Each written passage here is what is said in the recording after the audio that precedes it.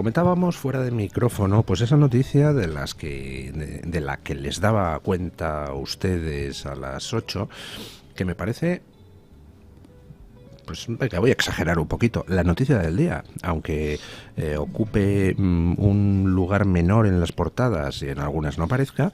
A mí me parece que posiblemente en cuanto a sus consecuencias, en cuanto a su alcance, es la noticia del día, que es esa presencia del rey Felipe VI hoy en el estreno del documental Hispanoamérica, Canto de Vida y Esperanza, de José Luis López Linares. Y don Asís Timmermans, por una vez y sin que sirva de precedente, estaba de acuerdo conmigo.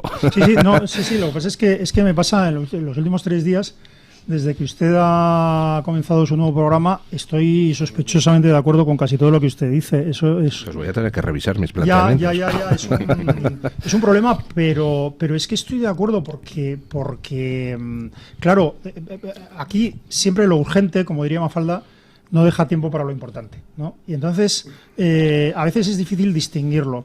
Y yo, fíjate, en una charla en la que estuve hace poco en Huesca con los miembros del Partido Popular, las juventudes del Partido Popular, algo, no sé por qué, yo les decía, mirad, lo más urgente que hay, lo más urgente es conocer la historia. Es difundir la verdadera historia. Y decían, ¿urgente o no? Eso será importante, pero urgente. Yo digo, no, es que me da la sensación de que ya es lo más urgente, porque si no entiendes las bases de lo que estás haciendo, pues no entiendes nada. Y entonces, que eso lo entienda la Casa Real, es decir, que se entienda que el conocer verdaderamente que gran parte de la historia de la leyenda negra es una ideología contraria a España y la libertad, y además auspiciada con intenciones claras. Bueno, pues es fundamental que lo hayan entendido, vamos. Sí. Yo he estado cofinanciando junto a otra gente esta película de José Luis López Linares. Estoy muy cerca de él está muy cerca de la Real Academia de la Historia, con Jaime Almedo, con Carmen Iglesias y tal. Y lo que sí es una cosa muy necesaria, porque se crea una especie de ensoñación donde los anglosajones nos han hecho creer a todo el mundo que en la parte de Hispanoamérica los indios vivían ahí como si fuera una comuna hippie, iban desnudos con flores en el pelo, cogían mariposas y era unas sociedades felices, hasta que un día llegaron los barbudos, pasaron a cuchillo a todos los hombres, violaron a todas las mujeres. Sin embargo, en Norteamérica sucedía lo contrario. Ahí los indios eran unos cabronazos, iban pintados y trataban de violar a las niñas rubias con trenzas que iban en los carromatos. Bueno, todo es absolutamente falso. Se está poniendo, gracias a un montón de historiadores, además historiadores hispanoamericanos, como Marcelo Gullo, a divulgadores como puede ser María Elvira Rocabarea, que afortunadamente nos está haciendo recobrar orgullo de ser españoles. Algo que se ha tratado de evitar, porque de hecho, en la historia que están preparando los planes de enseñanza, se trata de evitar toda esa parte de la historia española que te puede hacer ser orgulloso de ser español y empezar a raíz de la decadencia de España y tal. Y entonces yo creo que eso es vital para que en estos momentos, la gente sea consciente de que, comparado con otros pueblos, nosotros somos un pueblo que tiene que estar muy orgulloso de su historia. De hecho, un pequeño detalle, la reina Isabel, la reina, coge y declara, pues a los pocos años de la conquista, el que puede haber matrimonios mestizos. Sin embargo, en Estados Unidos, hasta 1969, que hay una ley federal que impide que determinados estados sigan prohibiéndolos. Es decir, estamos hablando casi de la época de Kennedy, donde en Estados Unidos se prohibían, y aquí en este sentido, pues pues Isabel la Católica ya lo prohibía y tal. Hombre, estamos hablando de que España abre en México el primer colegio universitario para indígenas en 1531, el Colegio de la Santa Cruz de Tlatelolco, creo recordar, que es más de un siglo antes de que los ingleses abrieran la primera universidad en Estados Unidos para ingleses, por supuesto para los indios ninguna, ¿no? Luego hay muchas cosas que diríamos, y hace poco nos leyeron, estuvimos en Tordesillas y nos leían un extracto del Testamento de Isabel la Católica, y yo protestaba, yo decía, ¿por qué no leen lo más sorprendente para muchos, que es cuando encomienda la evangelización y la protección de los indios, que son súbditos de la corona española? Pero dicho esto, hay un argumento, hay una cosa muy, muy gruesa, que conviene desmentir y que es evidente, que es que la gente dice, bueno, claro, nosotros claramente los españoles somos peores, nuestra colonización es peor, porque si vemos el progreso económico de los que fueron colonias inglesas y de los que fueron colonias españolas, se ve que ellos lo hicieron mejor. Claro, hay una cosa sorprendente. Durante la mal llamada colonización española, durante la América española, mientras lo que hoy es Hispanoamérica la Nueva España. era parte, la Nueva España era la Nueva España y lo era, y todos eran súbditos. México era más rico que Alemania y que todo. Claro, exactamente. Es decir, Lima era una ciudad donde había una calidad de vida infinitamente mejor que Londres o que cualquiera del norte, y lo mismo ocurría con México. Entonces, lo que ocurre precisamente es que cuando se da la independencia, y sobre todo, por ejemplo, particularmente en México, con la influencia inglesa, bueno, el norte estadounidense lo primero que hace es arrebatarle más de un tercio de su territorio a México. Y lo segundo que hace en otros lados es extraer y dominar las élites que arruinan a esos países. Antes de eso, es decir, cuando eran parte de España, por supuesto, eran más ricos que Londres. Más ricos que Londres. Y que la península. Y más libres. Sí, y por eso, incluso en una época de presunta decadencia, que habría mucho que decir, mitad del siglo XVIII, la corona española ha vacunado a todos sus súbditos, a todos sus niños de toda España, es decir, de la España de la península y de América, a todos los niños les ha vacunado de viruela 60 años antes de que los ingleses hayan vacunado a los suyos en la propia Inglaterra. Sí. Todo esto hay que contarlo porque ellos les llevaban mantas con viruela y nosotros con ese niño que iba en el barco, que era donde salían las vacunas. Pero lo curioso es que como al final la gente consume la historia a través de la ficción. Y por ejemplo, cuando hablamos del indio Jerónimo, ve las películas americanas diciendo, el indio Jerónimo hablaba perfecto castellano. Se llamaba Jerónimo porque era un apache bendoca que siglos antes, 2 generaciones antes, habían pedido protección dentro de la Nueva España. Hablaba perfectamente español y quien acabó con él fue el coronel Medley, que los mató a todos los apaches bendocas en la parte de la costa. De hecho, la foto de Jerónimo... Eso iba a decir. Ahora tira la estatua de Colón y sin embargo... No, la foto de Jerónimo, la típica foto, está cortada por aquí porque debajo lleva una cruz. Claro, por eso. Hablaba español, era católico y era libre. Y monárquico. Total. Sí, claro. Es que era ciudadano español. Claro, de la Nueva España. Tanto como uno de Cuenca. Claro. Sí, era español. Claro. Y a mí... Bueno, Cuenca es el corazón de España. No sé yo si... Yo soy conquense. A mí permitidme volver a lo de Felipe VI un segundo, porque me parece una mala noticia y una buena noticia. Una mala noticia es que sea un acto político que el rey de España vaya a ver un documental sobre la historia de España. Y por desgracia es un acto político como lo que estábamos hablando antes de Sacabat casi, pero es una grandísima noticia que haya sociedad civil que financie y que promueva, ya que no se hace con nuestros impuestos, que promueva la reivindicación, no de una leyenda rosa, es que no hace falta, de la historia tal como fue contada, y espero que para el que la ve puesta en contraste con lo que nos han contado siempre, sobre todo en la ficción, que es, bueno, una mentira. Tendría que ir ahí es el ministro de Cultura y así dejaría de decir que hay que descolonizar los museos, porque a lo mejor se enteraría un poco de que ha ido la... Pero nos equivocaríamos si pensáramos que lo del ministro de Cultura es desconocimiento o ignorancia. No, es deseo deliberado de destruir todo lo que... exactamente, el orgullo nacional. O sea, les molesta a España, necesitan destruirlo. No celebraron la vuelta del Cano, no la celebraron. O sea, sí celebró Portugal el tema de Magallanes cuando esto fue una gesta del Cano. Sí. No, una gesta que volvió fue el Cano. Estuvo persiguiendo, Portugal estuvo persiguiendo literalmente, físicamente a la expedición de Magallanes. Eso es como si Estados Unidos pues no celebrara cuando el hombre puso el pie en la luna. Pero bueno, pues no, es lo mismo. Pero decía, el que fue profesor mío de Derecho Político decía que él quería ser ministro de Cultura porque el trabajo fundamental del ministro de Cultura consistía en acompañar a los reyes a las óperas y a este tipo de cosas. Yo creo que es lo que debía hacer, y si en algo debería funcionar el ministro de Cultura es acompañar al rey a la presentación del documental Hispanoamérica, que no es un documental político, pero voy a decir una cosa. Bueno, lo que pasa es que creo que pongo en peligro que le cierren el programa a don Luis del Pino, ¿verdad? Adelante, hombre, aquí vivimos al límite. No le premiarán en los Goya, eso José Luis López Linares lo saben los Goya. Pero a veces ha podido parecer en algún monarca anterior que ha ligado su continuidad pues a la simpatía de la izquierda o a congraciarse con algunas personas.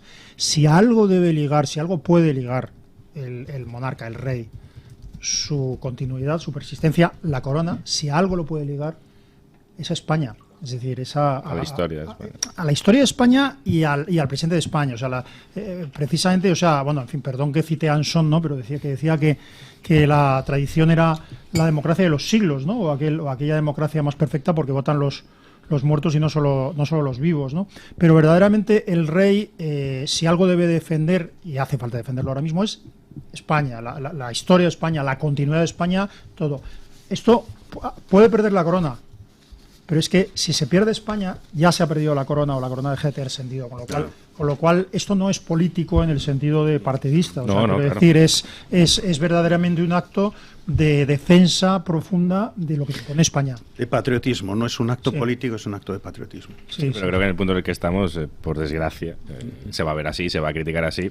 Lo que hace José Luis López de Linares es admirable, también hay que agradecerle todos los días. Y hay que agradecérselo, a personas como Marco de Quinto, que apoyan cosas con su trabajo y esfuerzo, porque con eso lo haces, que apoyan este tipo de hay otro mito en el cual estamos trabajando, porque un tema es el mito de la conquista, que lógicamente se está desbaratando con documentales como el de José Luis López Linares. Pero hay otro mito que es el de la bondad de la Segunda República, donde aparentemente, pues oye, la pasionaria le decía a Gil Robles, ¿qué tal ha dormido usted, señor? Y tal, y que todo era como un tema de democracia absoluto, hasta que un día un señor bajito dice, estoy harto de tanta libertad y democracia, voy a ver si doy un golpe de Estado. Bueno, pues ese otro mito también va a requerir algún documental y alguna cosa se está haciendo. Por cierto, don Jorge, que y algunos vamos un poquito más atrás en el tiempo y también tratamos de destruir otros mitos, por ejemplo, el que rodea la figura de Fernando VII. Y aprovecho y meto la cuña de mi libro, que caramba. Ya no sé quién me dijo, qué huevos, perdón, qué huevos tiene don Luis. Efectivamente, don Luis. Dice, a ver, vamos a leerlo. ¿Qué no se ha atrevido a hacer nadie en los últimos 2 siglos? ¿Defender a Fernando VII? Pues ahí voy. Mira, yo creo que don Luis está haciendo un trabajo estupendo y después de don Luis, bueno, en fin, lo digo por hacerle la pelota, pero alguien que está haciendo un trabajo también estupendo es José María Marco, al cual me encontré hace un par de días y acaba de publicar ha publicado muchísimas cosas. Me estoy leyendo la biografía de Azaña, que es fundamental para él es el esto. mayor experto en Azaña. Sí. Otro es Juan Carlos Girauta, que escribió también un libro sobre Azaña. Sí. Y yo he visto una conversación entre ambos sobre el tema de Azaña. Es espectacular verles debatir sobre ello. Pues fíjate que la última biografía, porque él escribió antes y ha evolucionado, pero la última biografía de Azaña que ha escrito Marco es fundamental, porque es que él entiende al personaje tanto, y entendiendo y explicando la psicología del personaje, se explica lo que pasó, lo que hizo y por qué. Y acaba de publicar un libro que se llama, lo vi ayer, pero bueno, y a Marco le vi antes de ahí, Velada en el Pardo, en el que escenifica Franco con él. Una conversación entre Franco y una conversación Azaña, hipotética, ¿no? Entre ambos. Es fundamental. Azaña era un admirador de Franco, pero Franco era uno de los militares más reputados en la República. Sí. Y de hecho fue el que salvó la República en el 34, porque estuvo coordinando el contragolpe. Claro. Es que ese es un dato que la gente no suele obviar. Solo hay 2 partidos actuales efectivamente, que hayan dado un golpe de Estado contra la República. Uno era el PSOE, otro Esquerra Republicana de Cataluña.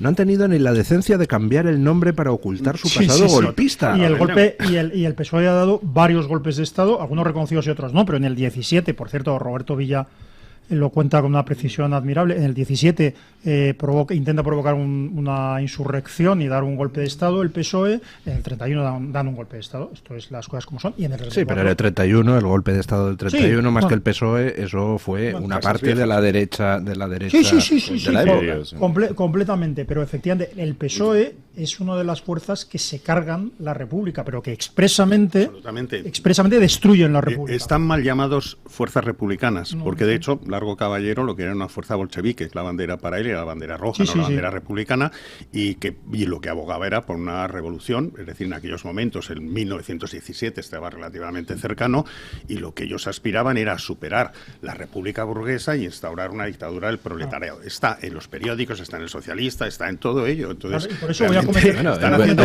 una revolución dato, desde dentro. Dentro están haciendo una revolución. Otro dato que la gente suele olvidar, durante la Guerra Civil fueron asesinados 8 ministros de la República.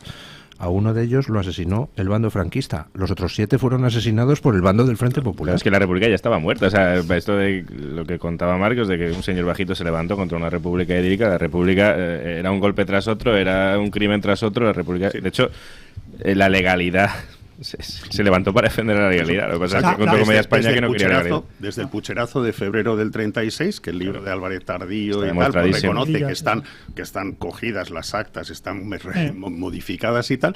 Desde ese pucherazo hasta julio, de febrero a julio, no sé si fueron 300 asesinatos que se produjeron, y si tenemos en cuenta que toda la historia de ETA básicamente han sido 900 asesinatos, hay que ponerse en la cabeza de lo que significaba esa república donde no había libertades, donde la ley de defensa de república impedía la libertad de prensa, etcétera. Eso hay que contarlo a la gente. Y lo último, o sea, para parecer que no estamos hablando de historia, o sea, que es que no es que estemos hablando de historia, es que el 13 de julio no ocurre solo el asesinato de uno de los líderes de la oposición, de José Calvo Sotelo. Es que lo que ocurre es que el PSOE va a asesinar a todos los líderes, a los 3. Pero no Gil Robles se había ido de su casa porque estaba avisado. El líder ¿cómo se tenía un nombre? Tenía un nombre vasco, se me acaba el partido tradicionalista. También se escapó. Se fueron también, por cierto, bloquearon la calle Velázquez, fueron a perseguir a los hermanos Miralles, etcétera. Pero es que en una noche intentaron asesinar a los 3 líderes de la oposición. Pero no se intentó el Partido Socialista. Porque era la escolta de D'Alessio Prieto, y además algunos de ellos se refugiaron posteriormente en la casa de Margarita Nelken, que era diputada socialista. Y entonces, Pero quiero decir, es el que apretó el gatillo. Para conectarlo con lo de ahora, si ahora mismo, y perdón las comparaciones que siempre son odiosas y siempre son inexactas, si ahora mismo una partida de guardias civiles dirigidos por Marlaska, hago política ficción y usted me perdone, señor ministro del Interior, fuera a montar una partida y fuera a asesinar en una misma noche a Santiago Abascal, a Núñez Feijóo y a 3 o 4 líderes más, y a uno de ellos lo consiguiera, ¿esto cómo se llamaría? Se llamaría golpe de Estado, se llamaría, ¿verdad? Bueno, pues esto es lo que ocurrió el 13 de julio, y por eso cuando el golpe de Estado de unos días después fracasó parcialmente o triunfó parcialmente y dio lugar a la guerra civil, no es que la mitad de España fuera franquista, ni siquiera Franco era el líder de ese golpe. No era el líder de ese golpe, él se sumó en el último momento. No, es que la mitad de España luchó sencillamente para sobrevivir, para que no la mataran.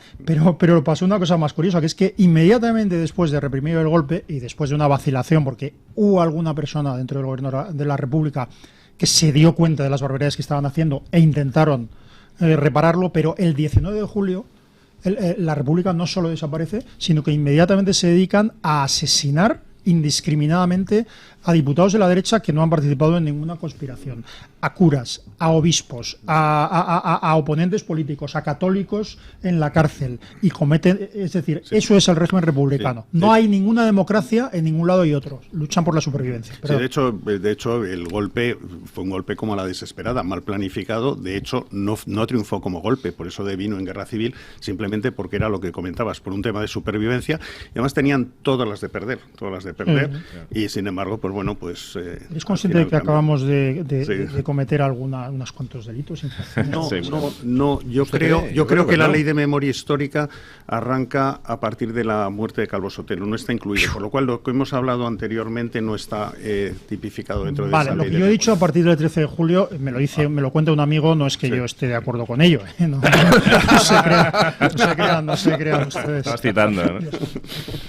Pero don Asís, que había quedado usted como un prodigio de valentía, no se mete atrás. Sí, es que ya son unas edades difíciles, don Luis. No, pero ya se puede hablar, ya está cambiando un poquito. Bueno, a ver, la película siempre. Vamos a cambiar de tercio porque continúan las noticias sobre corrupciones diversas. Y ayer Voz Populi traía una noticia pues un poco descorazonadora, y es que el PSOE ha renunciado a llamar a declarar a la pareja de Ayuso a la Comisión de Investigación del Congreso, después de que el PP tuviera el gesto de no llamar a Begoña Gómez a declarar a la Comisión de Investigación del Senado. En fin, no sé, es desolador. Es lo de una mano lava la otra y entre bomberos no nos pisamos la manguera, pues así estamos apañados, ¿no? Es un cambalache obsceno. Ya, pero es un cambalache en el que siempre sale perdiendo el partido popular, porque encima resulta que el PSOE sí llama a Ayuso a declarar al Congreso, sí, pero el PP tampoco llama a Sánchez a declarar al Senado. Parece que es el papel del PP, ¿no? Perder, ser una muleta del PSOE, de este PSOE. Para mí es el caso de corrupción más grave de la historia de la democracia, que ya es decir, en términos económicos tiene pinta, pero en términos morales estos estaban robando mientras tenían a la gente encerrada en casa, muriéndose sola en casa, muriendo en centros de mayores, y los tíos vendiendo, entre comillas, mascarillas y llevándoselo crudo. Me parece gravísimo. Y el PP, en lugar de ir de frente, si esto fuese al revés, esa medida nunca falla, si fuese al revés, el PSOE estaría a degüello contra el PP estaría... El PP se habría tenido que disolver. Sí, habría vendido Génova, por fin, la sede, que dijo Pablo Casado que lo harían y no lo hicieron. Y no quedaría más remedio. Pero es que esto de las comisiones de investigación nunca sirve para nada. Y sirve para distraer, para, en lugar de poner el foco en los jueces que hagan su trabajo, que no, esperemos que lo hagan, crear un relato contra el que no se va a poder ir. Y es PP y PSOE, los dos a la vez, creando un relato, llevando a quien quieren llevar, que no va a servir para nada. Habrá horas de telediario, se hablará solo de eso y quedará en nada, a no ser que los jueces hagan su trabajo. Pero lo de las mascarillas está ocultando otras cosas, porque, por ejemplo, el tema de lo de Begoña Gómez, Voz Populi también hoy dice, hay un titular que dice: empresas públicas negociaron contratos de patrocinio con Barrabés y Begoña Gómez en las oficinas del gurú de Barrabés. Empresas públicas, ya no digo, no es Air Europa, no es Globalia, sino empresas que reportan al gobierno, negocian contratos de patrocinio con la mujer del presidente del gobierno. Y esto no tiene que ver con las mascarillas. O sea, esto es un caso presumiblemente o potencialmente de corrupción y que debería ser investigado ya con tantas cosas por parte de la Fiscalía, independientemente del tema de las mascarillas. Y yo creo que se está echando también las mascarillas para de alguna manera difuminar todo lo que está sucediendo aquí, porque el otro día me decían, ¿no?, los cursillos que ella daba con empresas que luego posteriormente recibían subvenciones, parece que el coste de ese curso era de 7.000 euros y decían que eran para ejecutivos de compañías. Digo, por ejemplo, eso es falso. O sea, yo que he manejado una compañía seria, mi equipo de dirección no va a ir a un curso porque, es decir, ellos ya hacen relojes. Es decir, tú te imaginas al equipo de dirección, por ejemplo, de Acciona, que luego recibe 250 millones del gobierno, perder el tiempo para ir a un curso para que una señora cuya experiencia laboral ha sido llevar la contabilidad de determinados sitios de su padre y que no tiene una licenciatura, para ir a aprender ¿qué?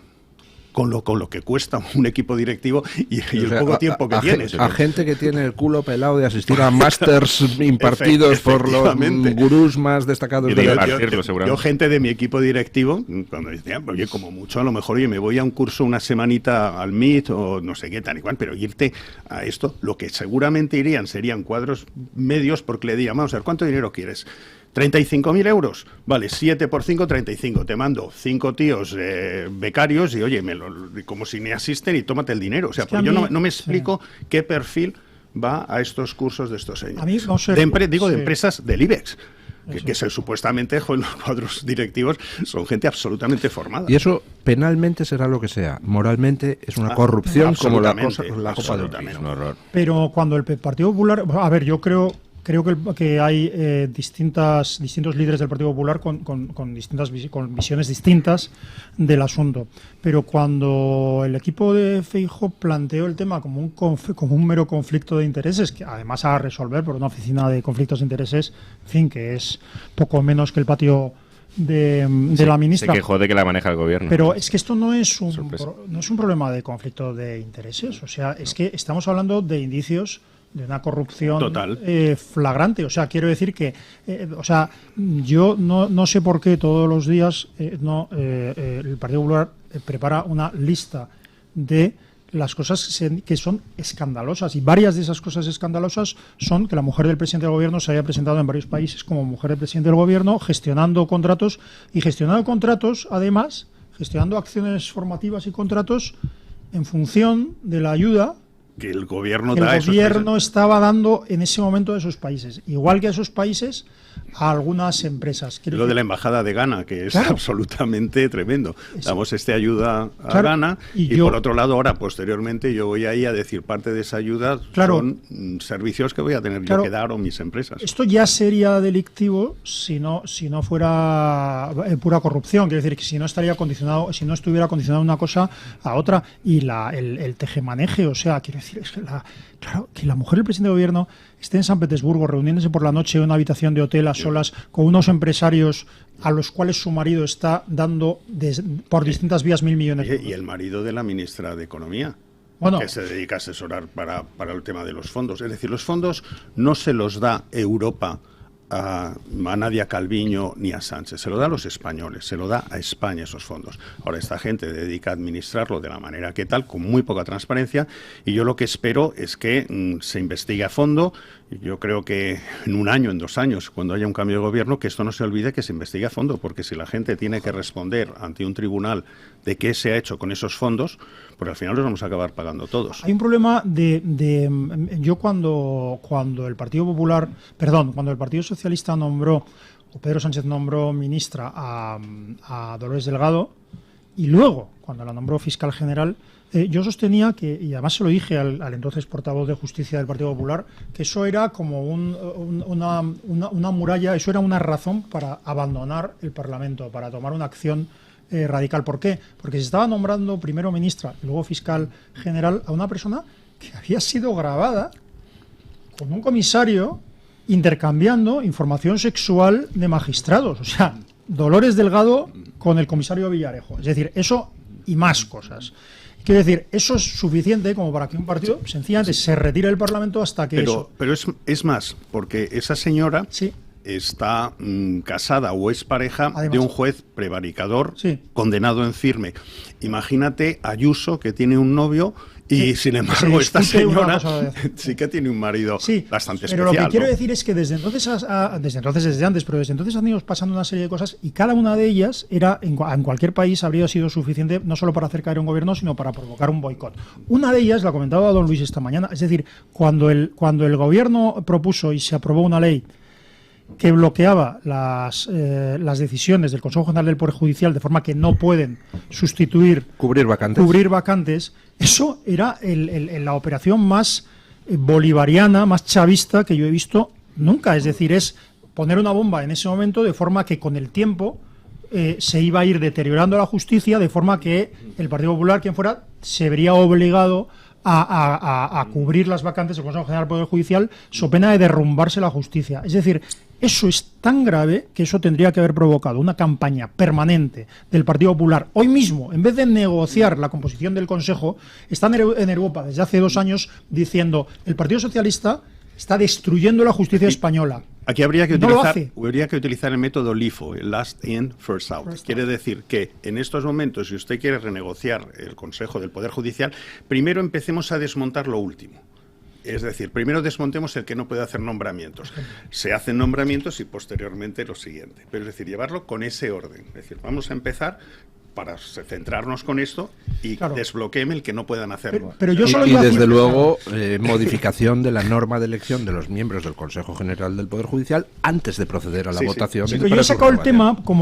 tema he sacado una lista de temas, y lo que digo es que de todas las cosas que se han producido, la corrupción del gobierno socialista y en particular las acciones, pero independientemente de lo que haya acordado, lo que se conoce ya sobre Begoña Gómez es para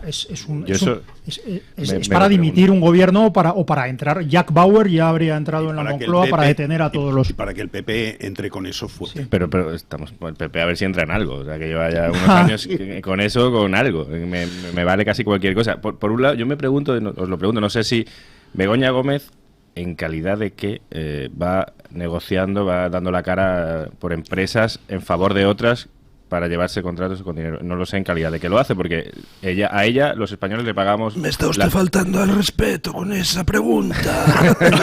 Le mandaré una cabeza de caballo. Por favor. Pausa publicitaria y seguimos.